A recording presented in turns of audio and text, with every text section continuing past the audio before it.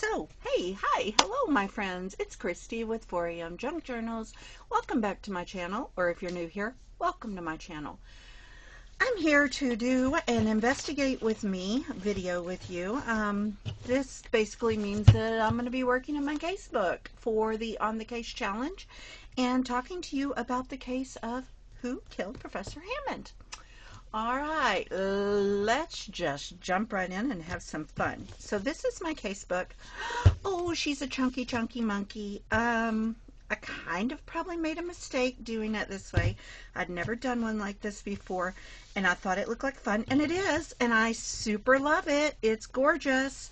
It makes me very happy to look at and handle and touch and all of that, but she's really full, and we're only 4 weeks into the case. So, and I have a lot to add that isn't even in there. Most of which, guys, I have not printed. So mostly this is just going to be kind of talking through the case more than working in the casebook, because a lot of this I have not prepared because, yeah, I have not been feeling well. It has been a few weeks, right? So, okay, so again, this is my casebook. She's beautiful. I love her. Okay, we open it up and we have my little filing cabinet. We have solved cases. These are pockets, guys. And we have solved cases, cold cases, future cases, detectives, top secret, active cases.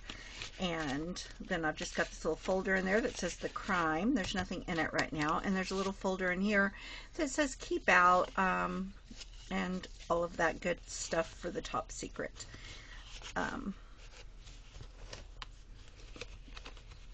Well, go back in there. Come on. See, this is the problem, is that she's really full. Okay, we open it up this way. Make sure I'm in view for you, and we are. I'm going to even go over a little bit. Oh my gosh, my desk is a disaster because I've been working on journals like a crazy. Oops, I'm so sorry about that. I am so sorry I bumped you. As I was trying to say, I've been working on journals like a crazy person. Not just my casebook, but all kinds of stuff. I've been busy. Okay, so on this side we have this little collage I made, and I covered it with tape. And guys, I thought I was going to hate the bubbles. I did. But as soon as it got done, I was like, that looks really cool.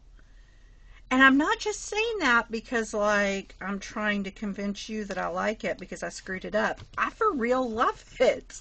Yeah, I'm a little weird. But anyway, so we've got P. Ashcroft there. And then we've got our victim, Vanessa Hammond. And just all kinds of goodness. And it's all bubbly and wrinkly, and it looks really awesome. I love it. When we open it up here, we have my crime board or investigation board or whatever you want to call that. This is cork. I haven't really done anything with this yet, and I really need to. That's something I need to work on. We have this. There's 6 signatures in this section. So we have the crime scene. We have the victim. Okay, this right here, this is a personnel file cover sheet that went into my, I think, my first Secrets of Blackwood Academy.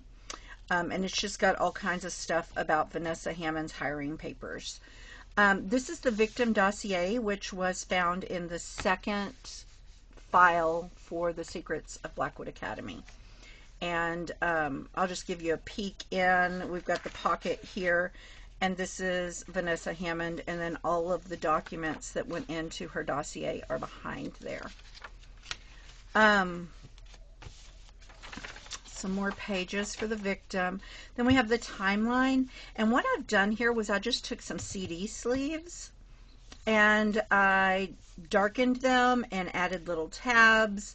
And what I'm going to do with these is I'm just going to record like important pieces of the timeline on these. And then I can slip like images and stuff in the pockets. and you know that this is going to be for important parts of the timeline. Okay, the timeline is important. These are going to be for the most significant portions of the timeline in my eyes, right? And then there's space here to do the timeline stuff as well as right here. Then we've got the clues and lots of room here for clues, which is good because I've got a lot of stuff I need to add there. We have evidence. This is going to include things like documents, so the autopsy, the preliminary report from the ME, any kind of forensic reports we get, lab analysis, those sorts of things are going to go in here. And then we have persons of interest. Now, as of right now, no one has been officially declared a suspect. I think that that's probably about to change. So right now, everybody would be a person of interest. Everyone that might be a suspect would only be a person of interest at this point. But I expect that that's about to change. And then we have the suspects, which right now we don't have any, as I just said. Interviews. This is a section for interviews. I do have an interview that needs to go in here. The one that was done with, oh, well, actually, there's more than one. There's one with Claire Donnelly. There's a portion of one with the headmistress. And then there is one that was in... it was in the Third Secrets pack. The portion of the interview was in the video, but I think that the full interview was in maybe the Third Secrets pack, and that was with Andrew Bell. So lots of room there for interviews. Motives, when I figured that out, this was a misprint, and I just decided to use it, and I don't care because I can like cover stuff up. Alibis. Again, when I have something to add, as of right now I do not. Theories. When I come up with some, right? And the detectives. Lots of space there to add information about all of you. This is my little back collage. This is the image I had AI make of me as a detective. I uploaded my face and it did its thing. I super love it. You guys see me use this all the time in the Facebook group, right? Anytime I have an announcement, I use her. And then on this side, we have another image of me as a detective and another collage. It says this book belongs to, has my name, whatever. This is the for the collectible stickers, which come in the secrets packs. And I just made a little thing for it. The only one I've put in here so far was the week 1 sticker. I don't super love the way I did that, but it's there, and I'm going to leave it alone, right? Even though it's not something I'm super crazy about. Don't really have anything here yet. Now we have more stuff, more pages here, and this is case notes. Now I said, which I am, I'm going to put the reports and stuff in the evidence. This is where like P's, when you get P's notes every week, I'll put those in here. I'll put any notes that I take in here. There's a lot of pages here for notes. Okay, that's quite thick, and I just put it in there with some Chicago screws, and it worked beautifully. Then I have space here for news clippings. As you guys know, I've been giving them to you each week, and then here in the back I have some space where I'm putting in the secrets from Blackwood Academy, or the secrets of Blackwood Academy is what that should say, but it says from, oh, I tore it. Shoot, I'll fix that. I forgot I glued that. So this is from week 1, and then, which I took everything out of this folder. Well, not everything. Oops, I missed that. Okay.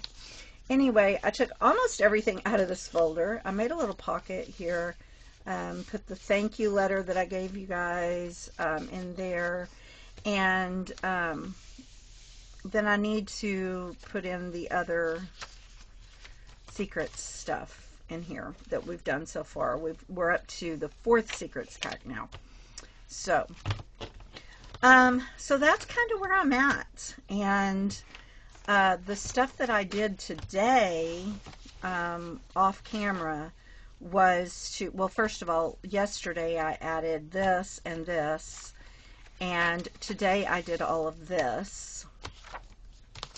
So that's been fun. Now, all that to say, I need to print a lot of stuff that I have not yet printed, and because of that, I'm kind of limited on what I can do, but we do need to talk about the case. So let's do that while I fix this somehow.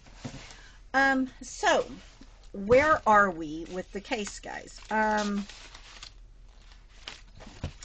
As you'll know, in the week 3 video, or the 3rd video, episode 3, however you want to say that,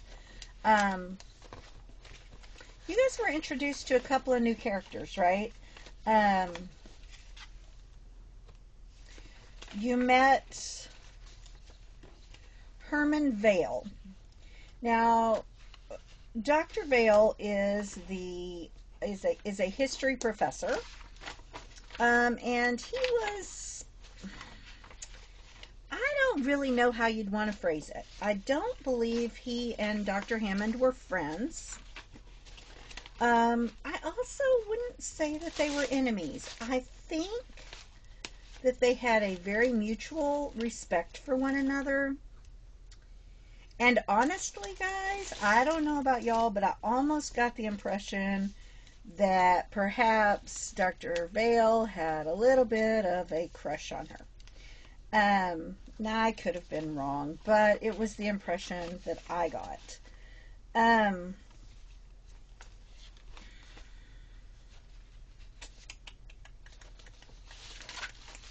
Sorry, one second. I want to pull these. Okay. So anyway, he talks about, you know,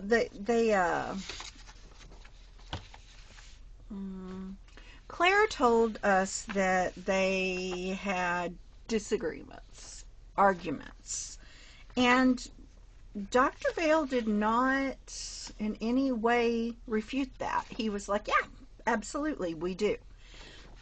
Did, I guess, right? He was like, absolutely. But he said they weren't arguments, because he said arguments were about winning, and they were not interested in winning. They were interested in learning, or something to that nature is what he said. Definitely left the impression that they liked each other but didn't agree on most things, and I think they enjoyed disagreeing, right? I think that was the joy in their relationship. Now, does that automatically mean that he's not a suspect? Absolutely not. Absolutely not. Just because they seem to have a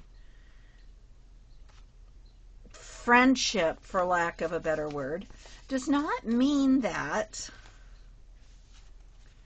he couldn't be involved. Shoot, I gotta find some way to fix that. Give me one second. I don't know. This isn't really... We're just going to use this anyway.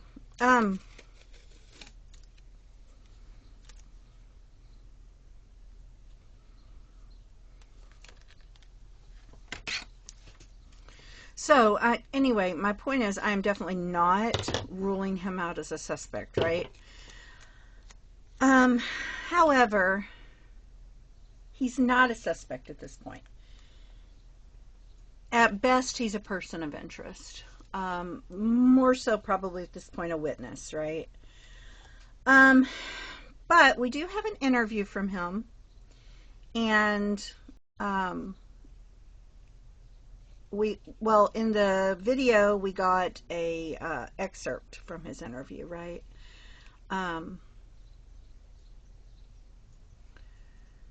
So hopefully,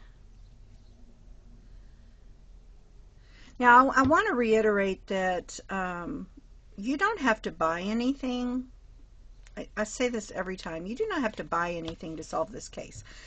You will be given everything you need to solve the case absolutely free.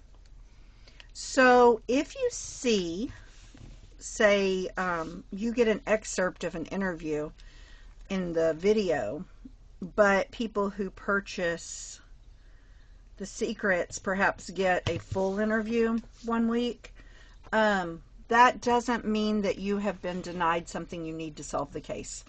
It just means they get the more immersive experience, right? They get the extra, the little extras that make you, that bring you more into the world of Blackwood Academy, and all of that fun stuff, right? Anyway, so my point is that we do have an interview with him. I hope that kind of fixed that. And you guys have already gotten the portions of that are significant as of this moment, right? Because as of this moment,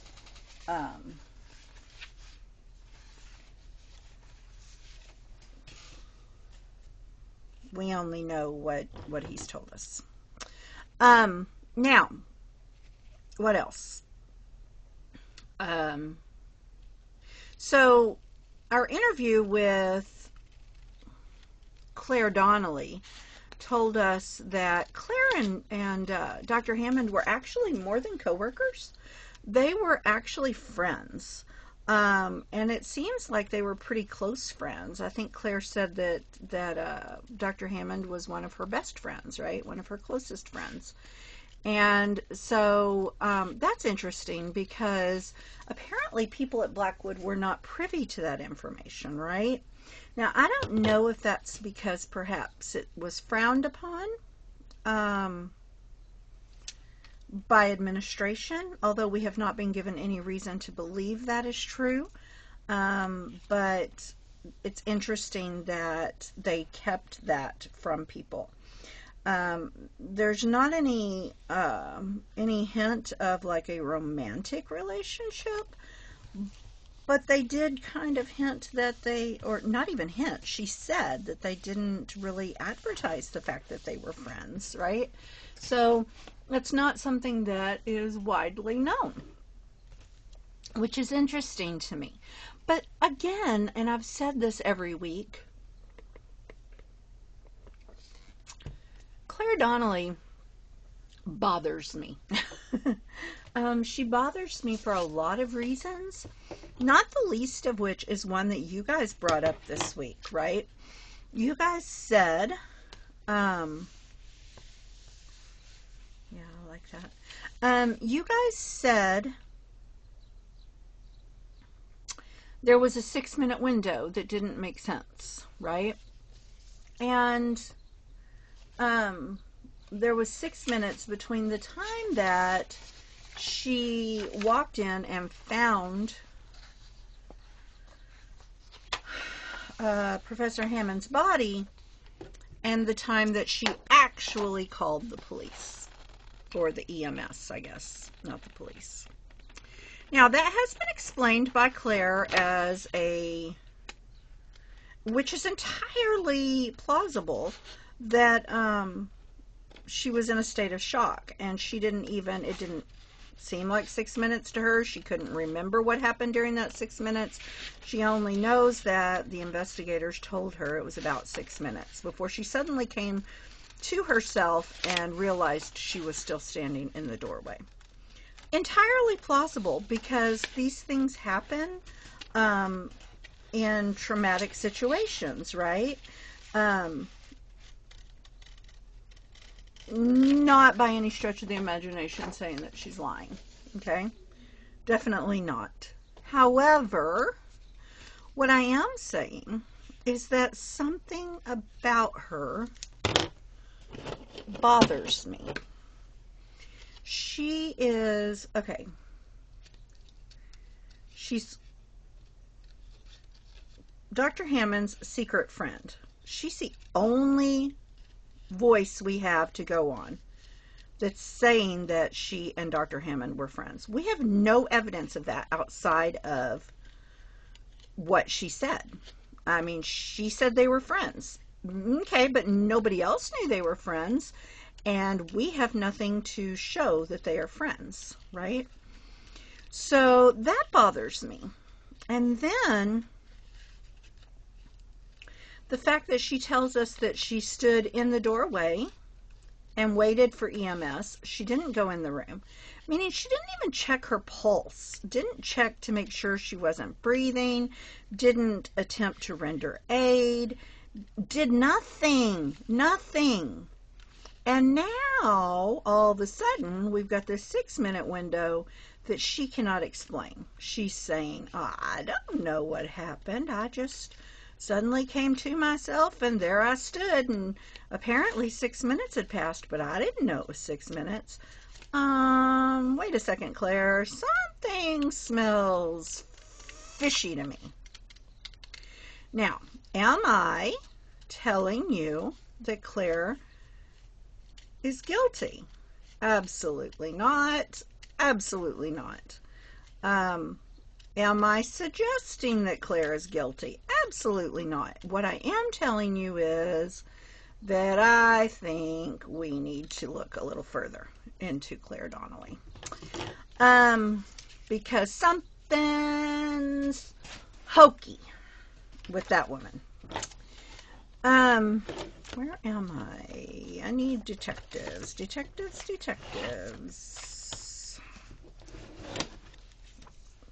I think it's on this side. So if I were to be looking right now for myself, if I were looking at Claire versus Herman Vale versus Alexander Bell, no, Alexander Bell, is that right? What is his Andrew Bell? My goodness, guys, smack me around because I've lost my mind. Alexander Graham Bell. No, Andrew Bell versus Eleanor Whitmore versus, you know, I mean, like if I were to pick one of the people we've met and say they're a little hokey, it's gonna be Claire Donnelly. She's a little hokey.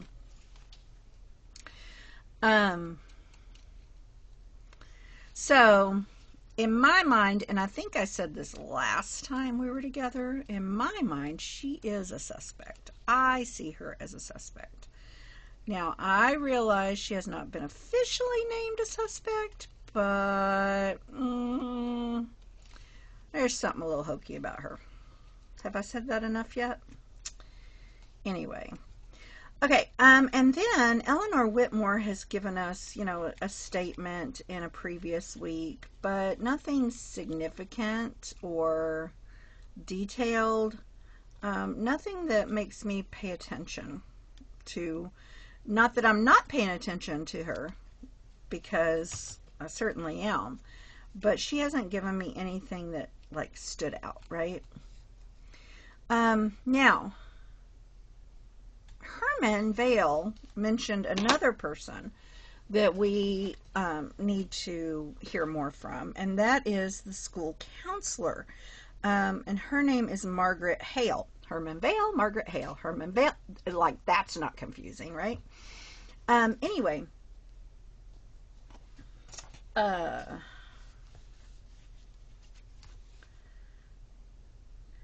However, P said, and by P I'm talking about Philomene Ashcroft, right?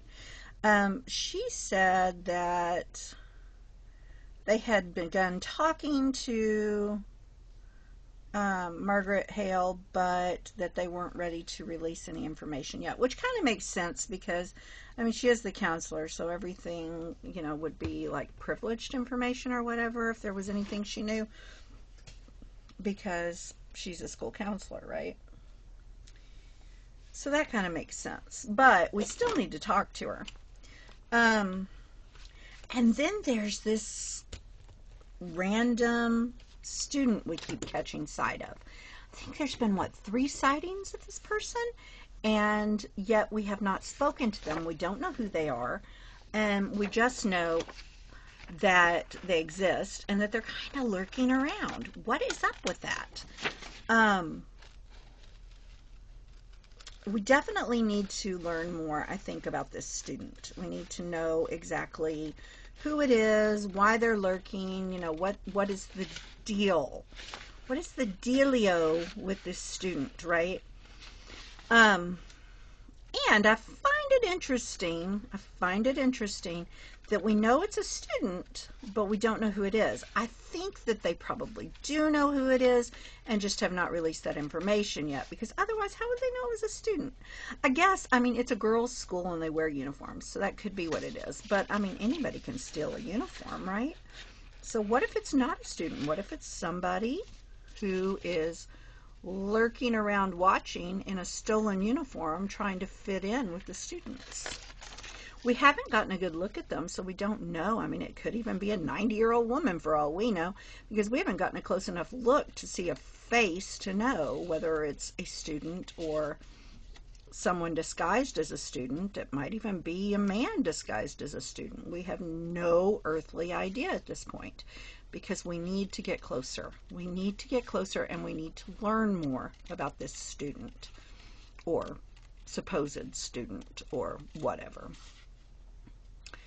And I want to talk to you a little bit about Andrew Bell too. Have you guys noticed a theme here? And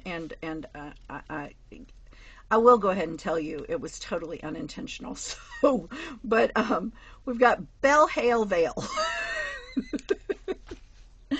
I was apparently lacking some creativity or something. Everything rhymes. Anyway, go ahead.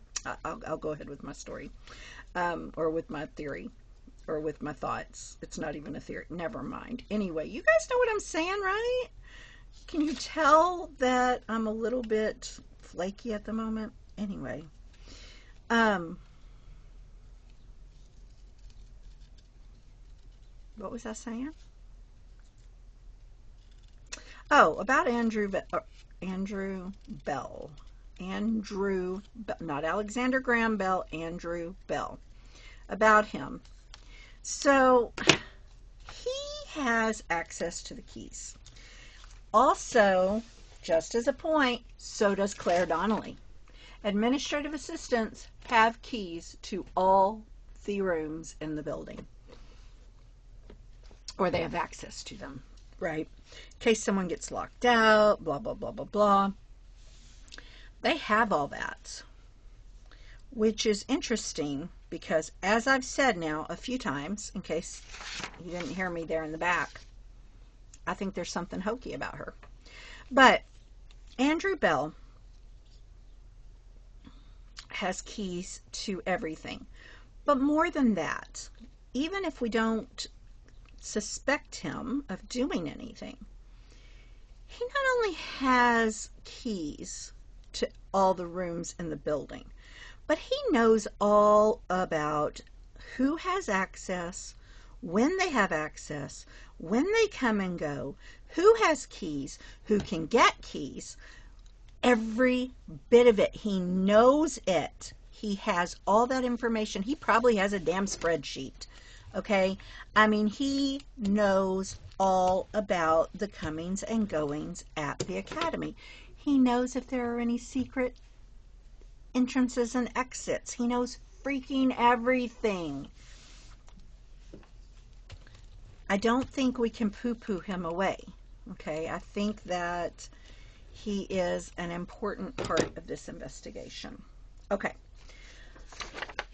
I was going to talk about something else. What was it, guys? What else was it that was bothering me that I was going to talk about?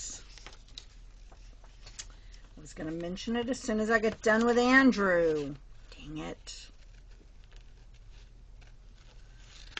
So we talked about Claire. We talked about, oh, okay, so let's talk about evidence for a minute. So they have recovered several pieces of evidence, right?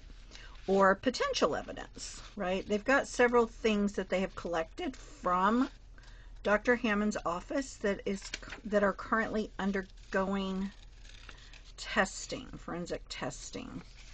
A few of those things include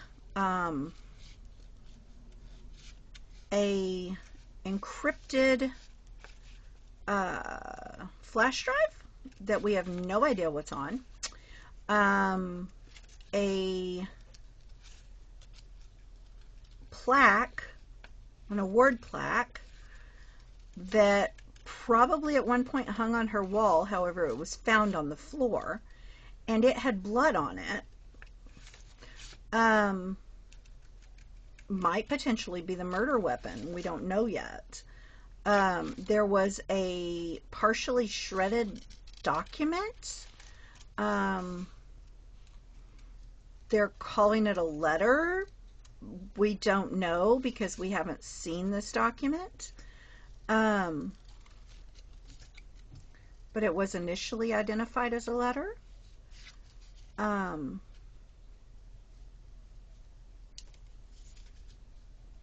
There's a lot of kind of, there were some other documents that they recovered, some files that were potentially related to her research, potentially not. They are currently looking into her desk calendar as well as her her digital calendar. They are interviewing some students that she was close to. And all of this is stuff that we have not gotten more information on yet. They have been looking at the security footage. However, there hasn't been any new release of security footage in a week or two. So I don't know if maybe they've reached the extent of what they can get from that. I'm not sure. They did say that there were no security cameras in the offices. So we won't be able to get much of what happened in the office off of security footage, right?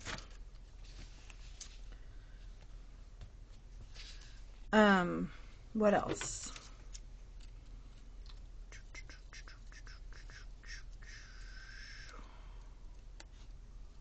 I guess that's about where we're at in the investigation. We're really waiting on a lot of information. We're waiting on a finalized... Okay, no, we're not.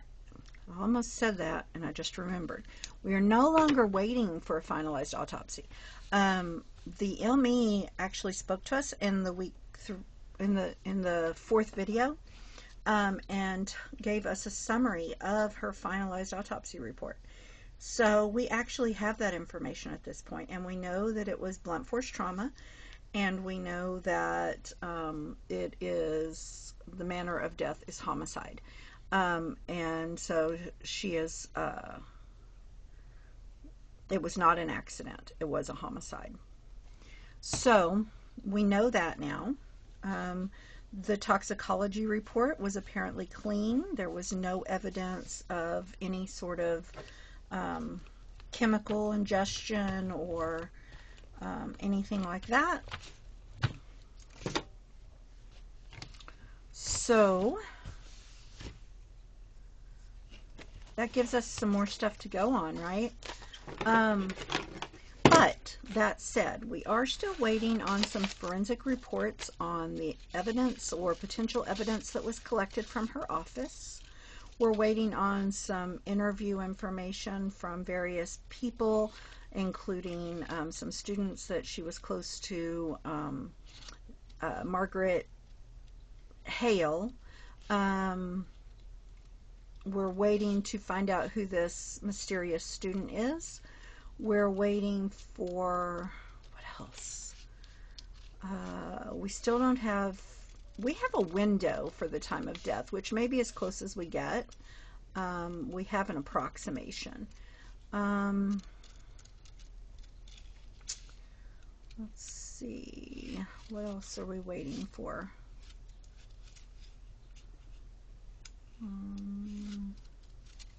Now here's another thing that I've found interesting. We don't have a next of kin. In fact,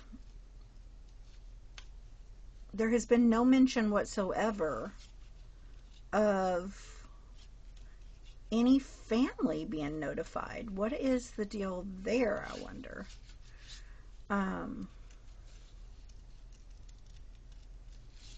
Does she have children? Does she have a husband? Does she have a boyfriend? Does she have mom, dad, brothers, sisters, nieces, nephews? She's 46. I suppose potentially if she had children, she might have grandchildren.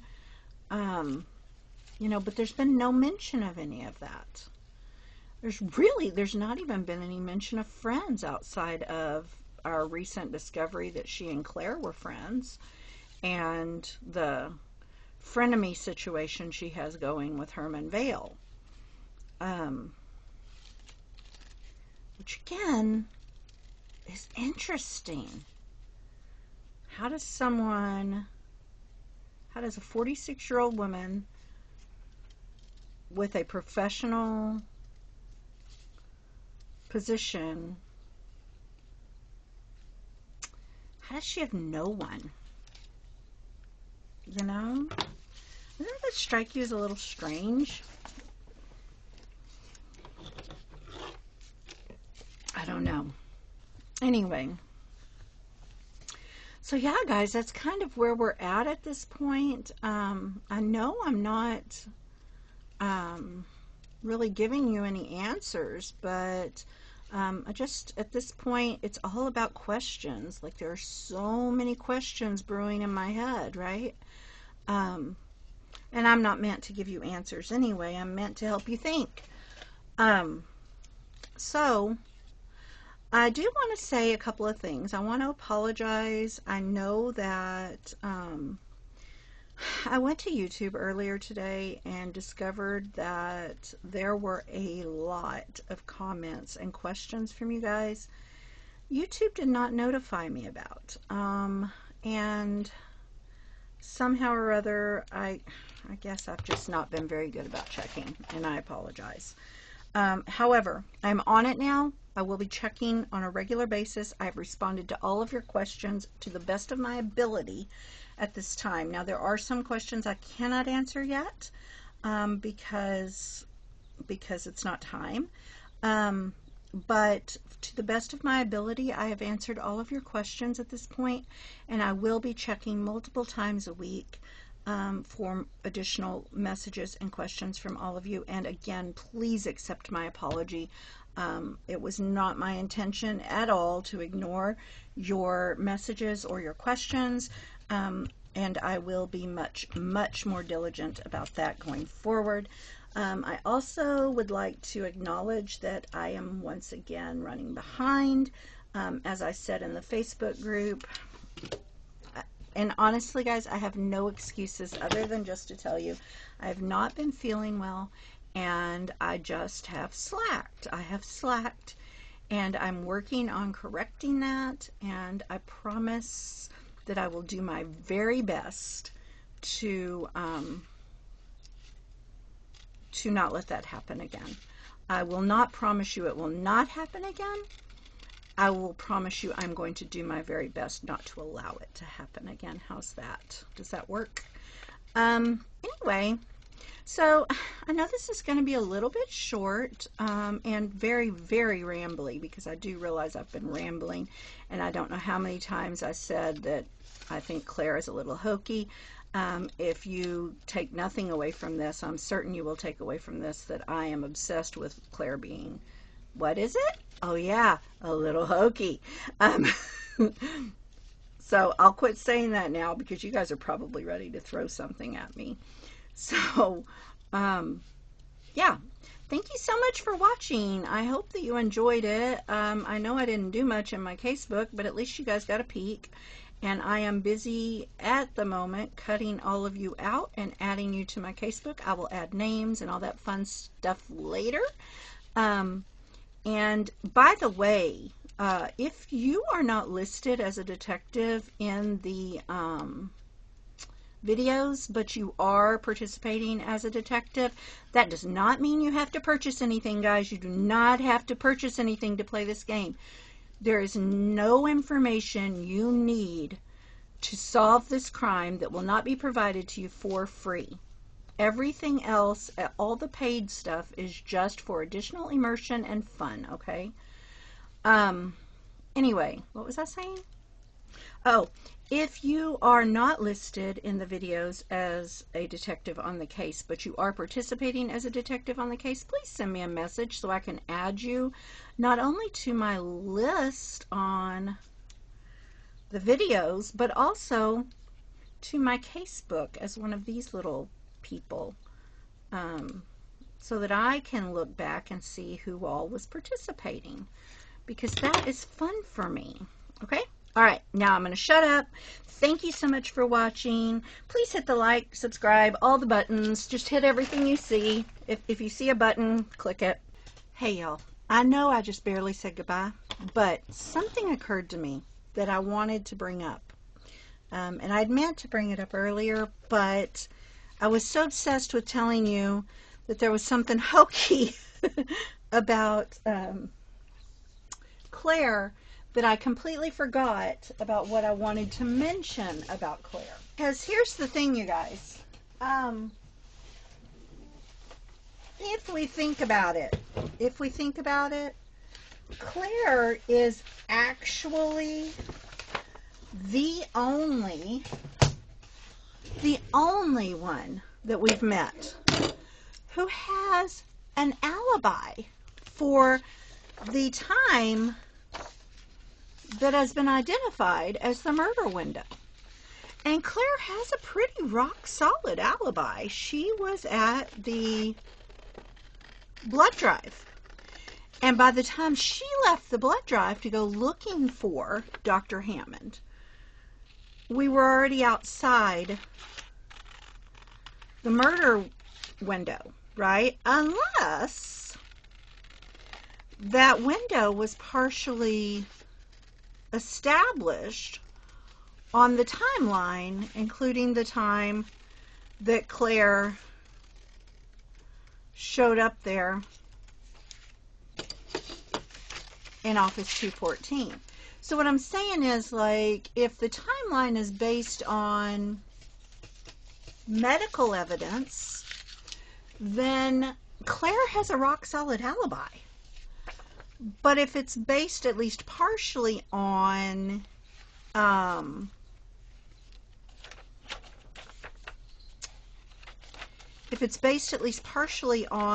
time that she gave, then it's still a little hokey. But as of right now, if we're thinking about who has an alibi and who doesn't, Claire's the only one with one. So what do you guys think? Does that eliminate her? Or are you still suspicious? What do you think? Let me know. Drop it in the comments. Talk to you later. Bye.